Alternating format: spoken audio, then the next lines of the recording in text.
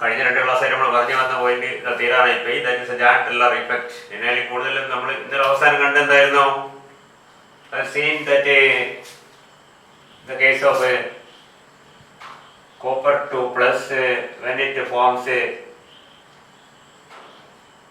ഏറ്റവും കൂടുതൽ ജാൻടെല്ലർ distortion prominent ആയിട്ട് കാണുന്ന ഒരു സ്പീഷീസ് ആണ് octahedral copper 2 complexes. And if you try to substitute the water molecules with ethylene diamine, it is seen that the first and the second substitution is somewhat easy, but the third substitution is almost difficult. And the K value, stepwise formation constant for the third K1, K2, K3 is very very small compared to K1 and K2. കാരണം നമ്മൾ കണ്ടു കഴിഞ്ഞു because of the yes, this is copper 1, 2, 3, 4, and these two bonds are much longer. And the ethylene diamine ligand is difficult to span this great distance. ഇങ്ങനെ span ചെയ്യാൻ ബുദ്ധിമുട്ടാണ്. അതുകൊണ്ട് സ്വാഭാവികമായിട്ടും 1 or 2 കുഴപ്പമില്ല, ഇങ്ങനെ സ്പാൻ ചെയ്യാം. കാരണം എന്താണ്? ഇത് ഡിസ്റ്റൻസ് കുറവാണ്. ഇങ്ങനെ സ്പാൻ ചെയ്യാം, ഇത് ഡിസ്റ്റൻസ് കുറവാണ്. ഇങ്ങനെ സ്പാൻ ചെയ്യാം, ഡിസ്റ്റൻസ് 3 ethylene diamine വരണമെങ്കിൽ ഒരെണ്ണം എന്തായാലും ഇങ്ങനെ സ്പാൻ ചെയ്യേണ്ടി വരും. അതായത് സെറ്റ് ആക്സിസുമായിട്ട് ബന്ധപ്പെടുത്തേണ്ടി വരും. അത് പറ്റാത്ത കൊണ്ടാണ് ഇവിടെ 2 സ്ഥലത്തും വാട്ടർ അവിടെ തന്നെ നിൽക്കും, ബാക്കി 4 സ്ഥലത്തുള്ള വാട്ടർ മാത്രമേ replace ചെയ്യപ്പെടൂ. You can see that if you try to substitute the ethylene diamine, the final product is almost a CuEn2H2O twice 2 plus. It's difficult to substitute the third ethylene diamine for the remaining 2 water molecules because these are along z axis, and z axis the bond length is very large compared to those along x and y axis. അതിന്റെ കാരണം നമ്മൾ കണ്ടു കഴിഞ്ഞു. നമ്മൾ അവസാനം പറഞ്ഞ point അല്ലേ. ഇനി ഇപ്പോൾ ചെറിയൊരു പോയിന്റ് കൂടി പറയാൻ ബാക്കിയുള്ളത്,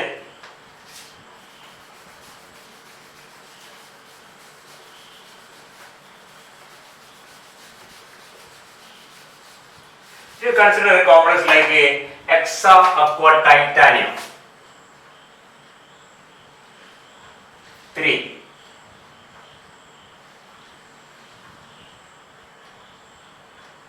Plus titanium 3, you know titanium 3 എന്ന് പറഞ്ഞാൽ scandium titanium D2S2 എന്നാണ്.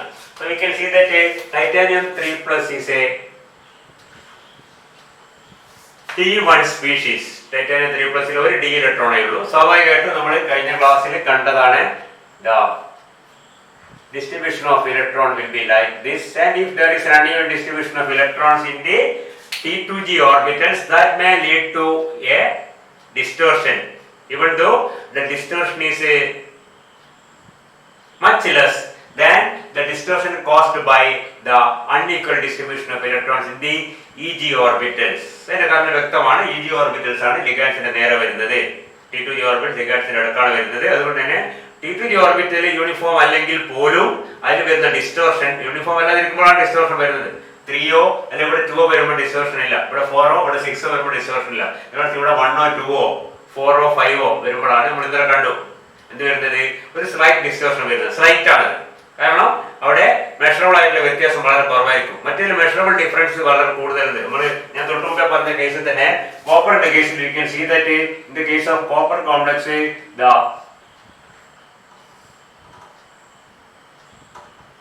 these distances equal ആയ 4 ഡിസ്റ്റൻസും അൺഈക്വൽ ആയ 2 ഡിസ്റ്റൻസ് നോക്കി കഴിഞ്ഞാൽ this is around 198 pm 95 pm. The case of a aqueous complex, that is a hexa aqua copper 2.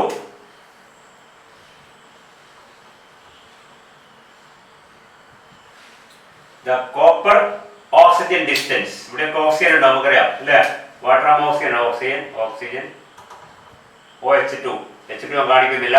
You can see that this distance is 195 pm whereas this distance is 243 pm, much different. The two, yes, it has a, നമ്മൾ നേരത്തെ പറഞ്ഞു, it may be either an elongation or compression, and in the case of copper to complex it is found to be the elongation, and this elongation is highly considerable. It is 195 pm. അതായത് X ആക്സിലും Y ആക്സിസിലുള്ള metal ligand distance 195 pm ആണെങ്കിൽ Z ആക്സിസിലുള്ള metal ligand distance എത്രയാണ്? 243 pm ആണ്.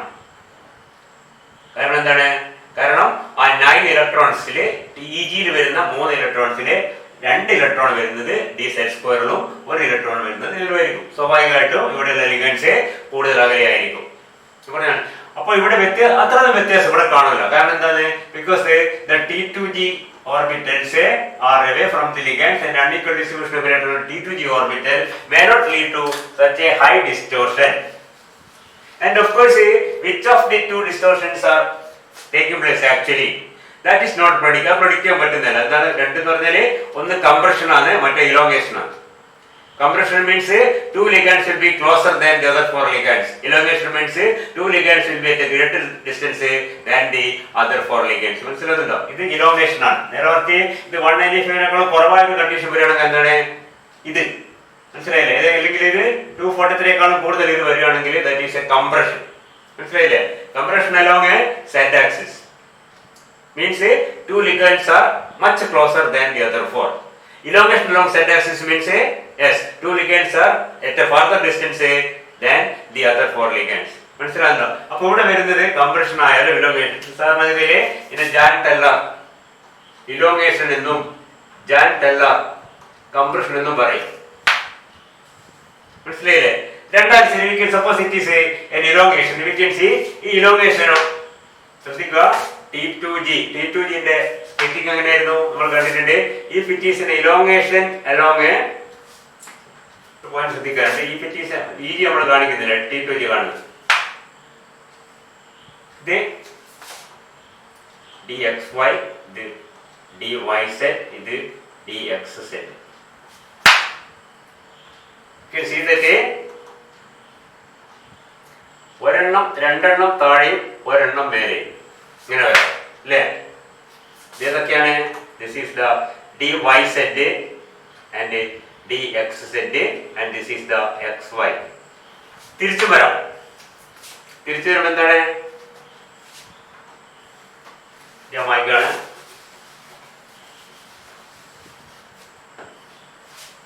Electron ഇവിടെ കാണുന്നത് തൽക്കാലം.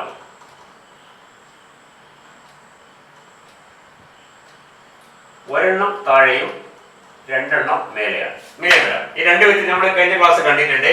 ഈ രണ്ട് വിധത്തില് ഇത് split ചെയ്യാം. And we have also seen that if this difference is a delta 2, we can say that this is a 1/3 delta 2 and this is a 2/3 delta 2. ഇങ്ങനെ സ്പ്ലിറ്റ് ചെയ്താലോ? ഇങ്ങനെ സ്പ്ലിറ്റ് ചെയ്താൽ നേരെ തിരിച്ചു വരും. This is A 1/3 delta 2 and this is a 2/3 delta 2. മനസ്സിലാകുന്നുണ്ടോ?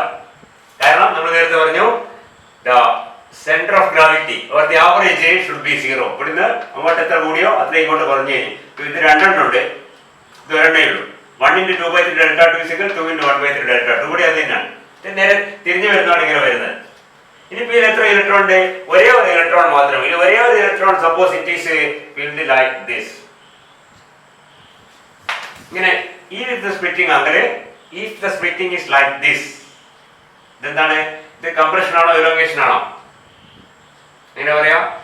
ഇത് ഒന്ന് കംപ്രഷൻ ഒന്ന് ഇലോങ്ങേഷൻ ആണ്. You can see that yes xy yz, this is a elongation because xy is of a higher energy than yz and xz.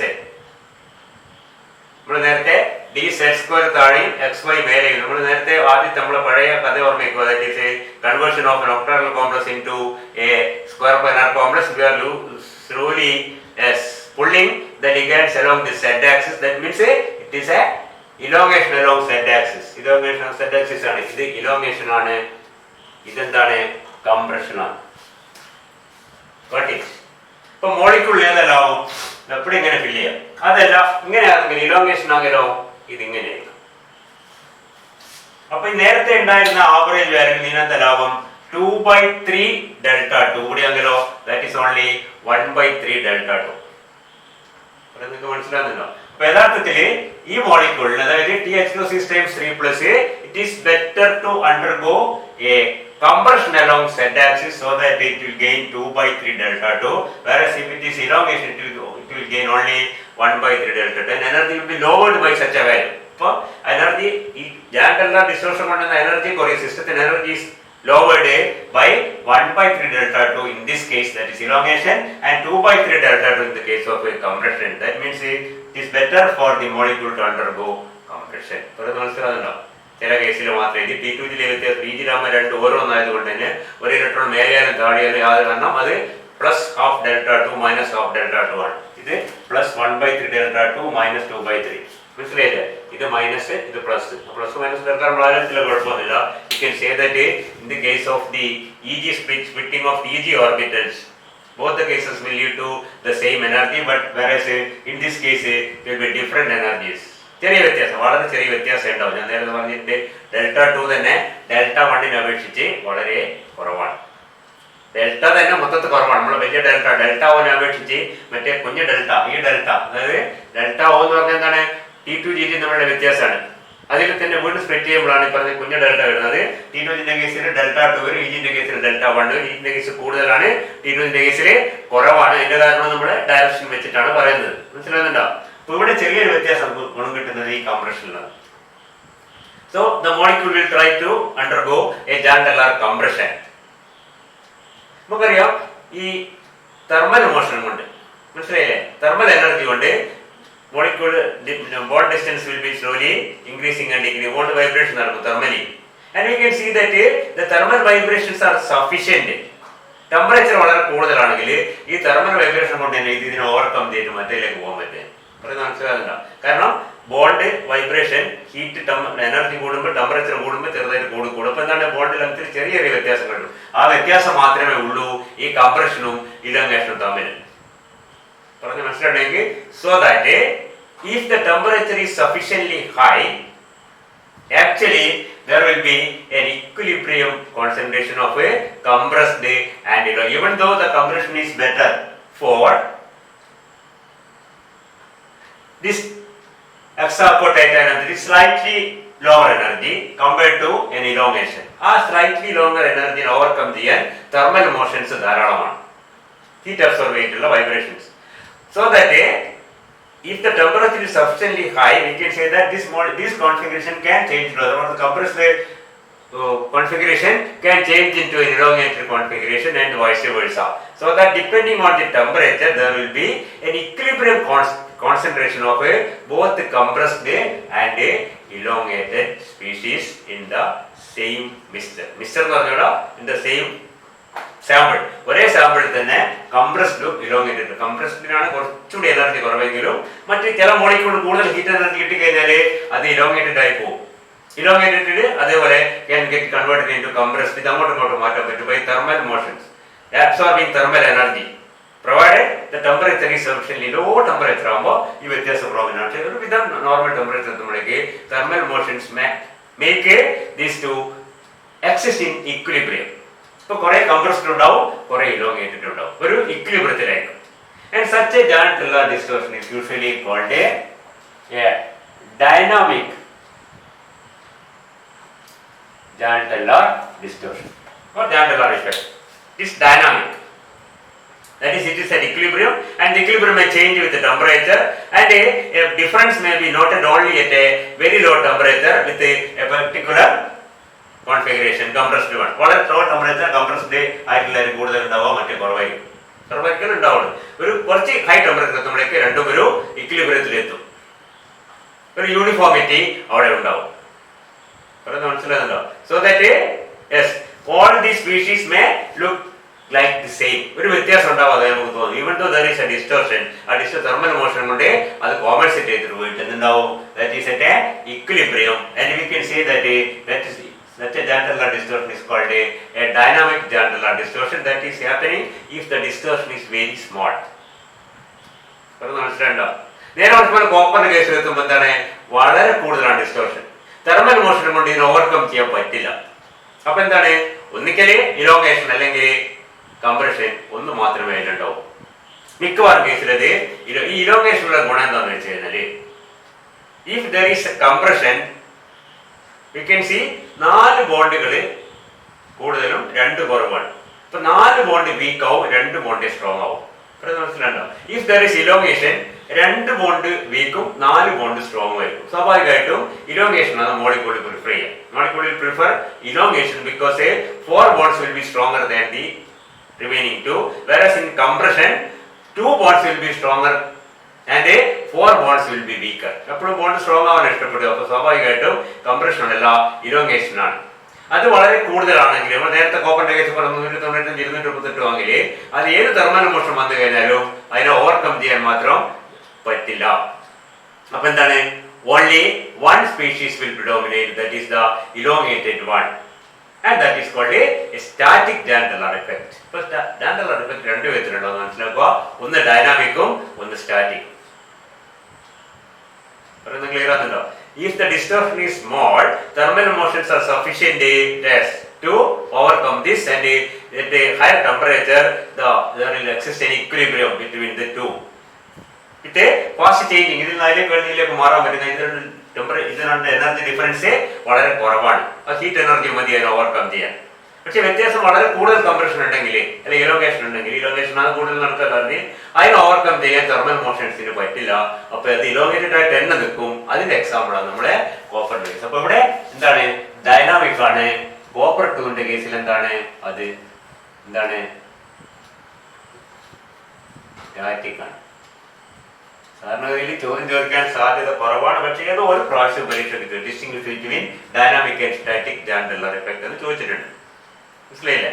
ഇപ്പൊ dynamic എപ്പോഴും ശ്രദ്ധിക്കുക, ചെറിയ distortion ആണെങ്കിൽ സ്വാഭാവികമായിട്ടും അതിന് സാധ്യത എന്താണ്? ഡൈനാമിക് ആണ്. തെർമൽ മോഷൻ കൊണ്ട് അത് അങ്ങോട്ടും മാറാൻ പറ്റും. വലിയ ഡിസ്റ്റോർഷൻ വരുമ്പോഴേ മാറില്ല. സ്വാഭാവികമായിട്ടും ഈജിയിൽ ഒരു അൺഈക്വൽ ഡിസ്ട്രിബ്യൂഷൻ വരുമ്പോൾ മിക്കവാറും വരുന്നത് സ്റ്റാറ്റിക് ആയിരിക്കും. T2 അൺഈക്വൽ ഡിസ്ട്രിബ്യൂഷൻ വരുമ്പോൾ ഉണ്ടാകുന്ന ചെറിയ ഡിസ്റ്റോർഷൻസ് ഒക്കെ എന്തായിരിക്കും? ഡൈനാമിക് ആയിരിക്കും. പോയിന്റ്. അപ്പൊ ഇത്രയും കാര്യങ്ങളോടുകൂടി നമ്മുടെ Jahn-Teller ഡിസ്റ്റോർഷൻ എന്നുള്ള കഥ അവസാനിച്ചു. ഇത്രയും മതി. റൈറ്റ് നോട്ട് എന്നൊക്കെ മിക്കവാറും ചോദിക്കുക. പാരഗ്രാഫ് ടൈപ്പ് ക്വസ്റ്റ്യനിലാണ് സാധ്യത കൂടുതൽ. Jahn-Teller effect and its consequences. Okay. അപ്പോൾ നമ്മുടെ ക്രിസ്റ്റൽ ഫീൽഡ് തിയറി എന്നുള്ള കാര്യം ഏകദേശം നമ്മുടെ അവിടെ അവസാനിച്ചു. അതിന്റെ ഭാഗമായിട്ടാണ് ഈ Jahn-Teller effect വരുന്നത്. നമ്മൾ നേരത്തെ പറഞ്ഞ ഇവിടെ ഏറ്റവും വലിയ അഡ്വാൻറ്റേജ് എന്ന് പറഞ്ഞാൽ can clearly explain the electronic spectrum of transition metal complexes, the color of the transition metal complexes, why it is blue, why it is red, why it is yellow, why it is colorless. മനസ്സിലായില്ലേ? ഒരു സാധനം colour ചിലപ്പോൾ question ചോദിക്കും സെന്റൻസിയിൽ four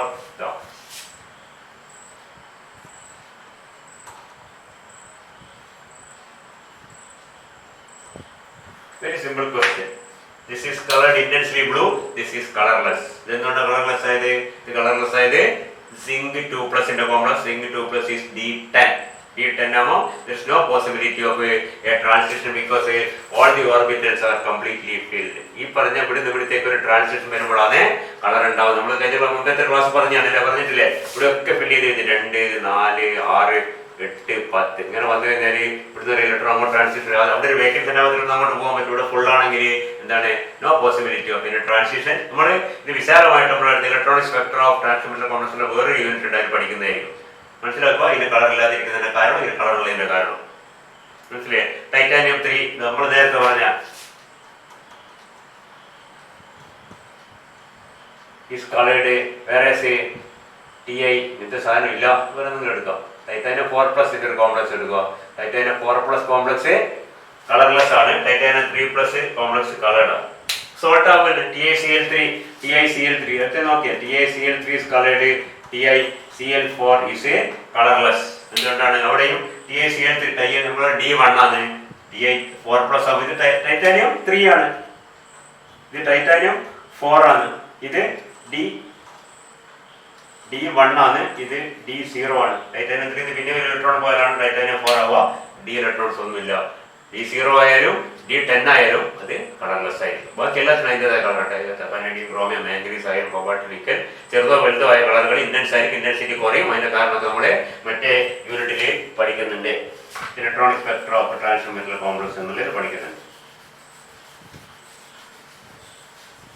അപ്പോൾ നമ്മൾ ഈ പറഞ്ഞ crystal field theory നമ്മൾ തുടങ്ങിയത് എങ്ങനെയായിരുന്നു? The interaction between the metal and the ligand is found to be purely electrostatic. The force of attraction between the metal and the ligand is a purely electrostatic. That is just like the attraction between sodium ions and chloride ions in a crystal of sodium chloride. There is no എന്താണ് covalent ബോണ്ടിങ്ങിനെ പറ്റി പറയുന്നേ ഇല്ല. അത് തന്നെയാണ് crystal field തിയറിയിലെ ഏറ്റവും പ്രധാനപ്പെട്ട ഒരു drawback. പറഞ്ഞത് മനസ്സിലാകുന്നുണ്ടോ? പിന്നെ വേറെ കാര്യം നമ്മൾ VB തിയറിയിൽ പറഞ്ഞപ്പോൾ തന്നെ പറഞ്ഞിരുന്നത് ലിഗാൻഡ്സ് ചിലത് വീക്കാണ്, ചിലത് സ്ട്രോങ് ആണ്.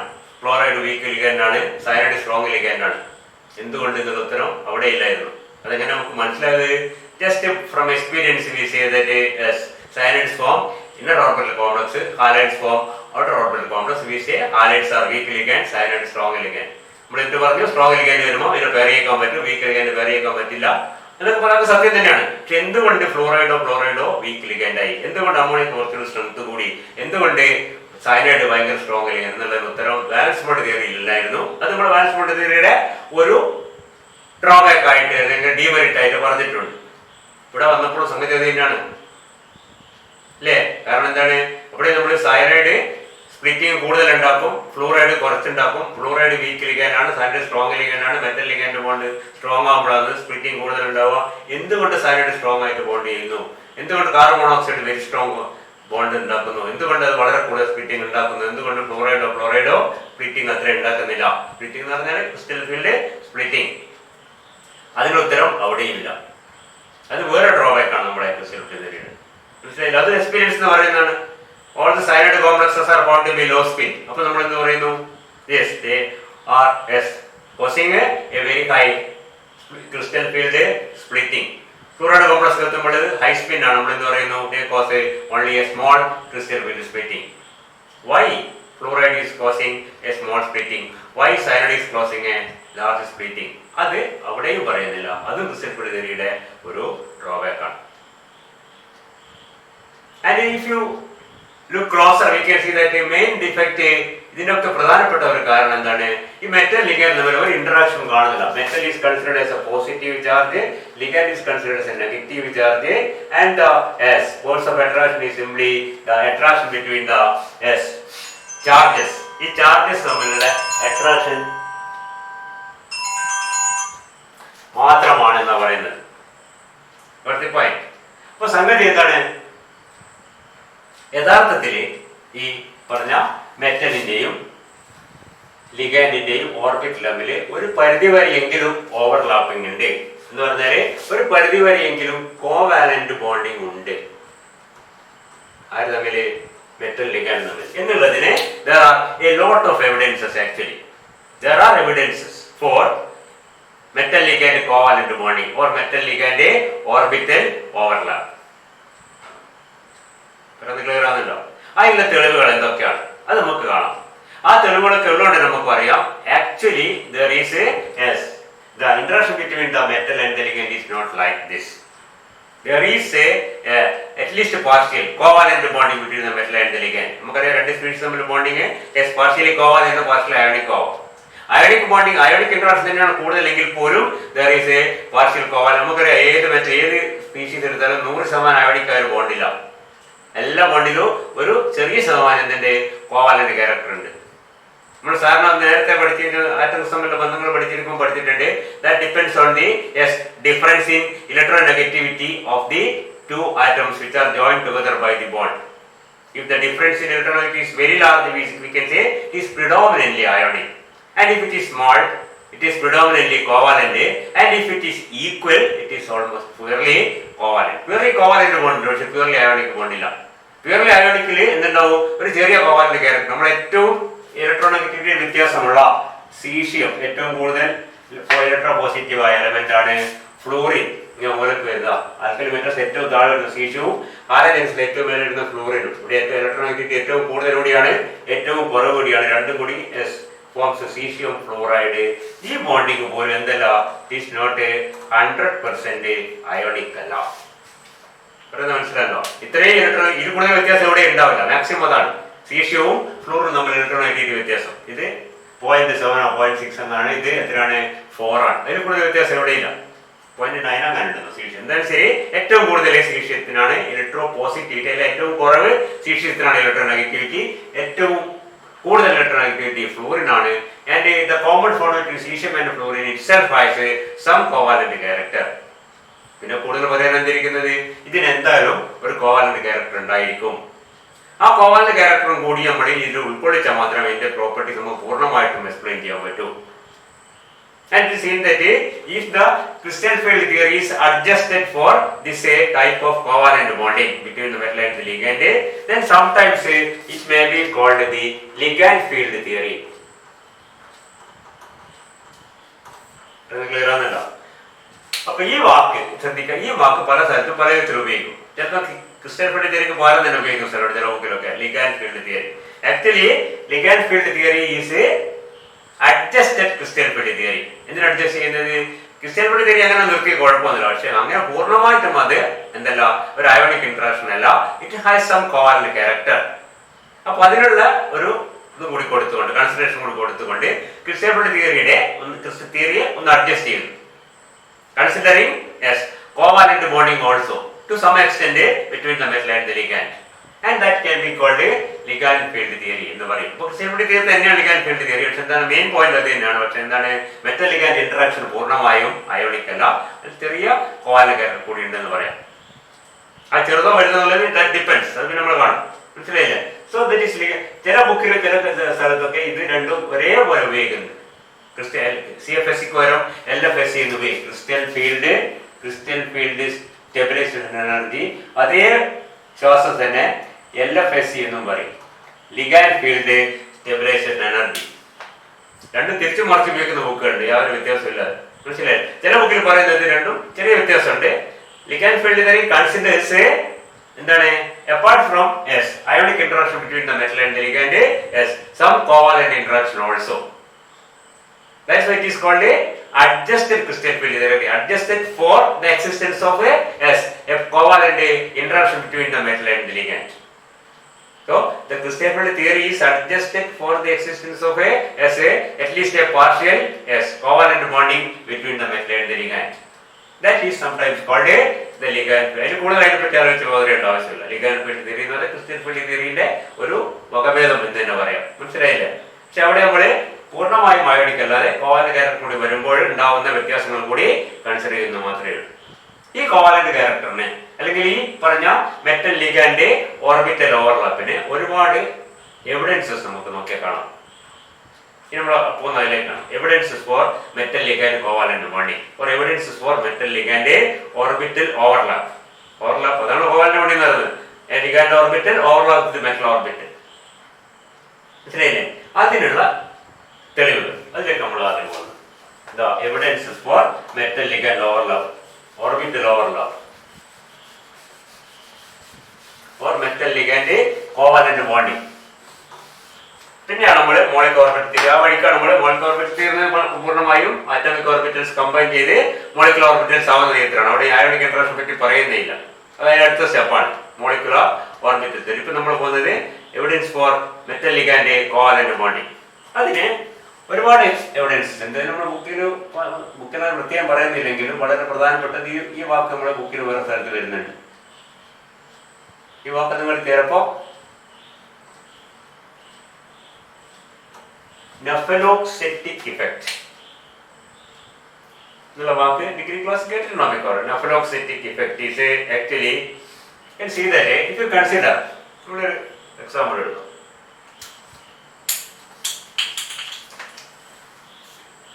In a multi-electron system, ഒരേറ്റത്തില് ഒന്നിൽ കൂടുതൽ ഇലക്ട്രോൺസ് ഉണ്ടെങ്കിൽ there will be of course a repulsion between the electrons. ഒരു ഇലക്ട്രോൺ മാത്രമുള്ള സിസ്റ്റം എടുക്കുക. അപ്പൊ d ഓർബിറ്റൽ D1 അവിടെ ഒരു ഇലക്ട്രോണേ ഉള്ളൂ. ആ ഡി ഓർബിറ്റൽ മറ്റു ഡി ഓർബിറ്റൽസ് ഒക്കെ വേക്കന്റ് ആണ്, എംപ്റ്റി ആണ്. You can see there is no repulsion from other electrons. But if you have a d2 configuration, രണ്ട് ഇലക്ട്രോൺ, അതൊരു ഫ്രീ മെറ്റൽ അയോൺ ആണെന്ന് വിചാരിക്കും. അതായത് കോംപ്ലക്സ് അല്ല,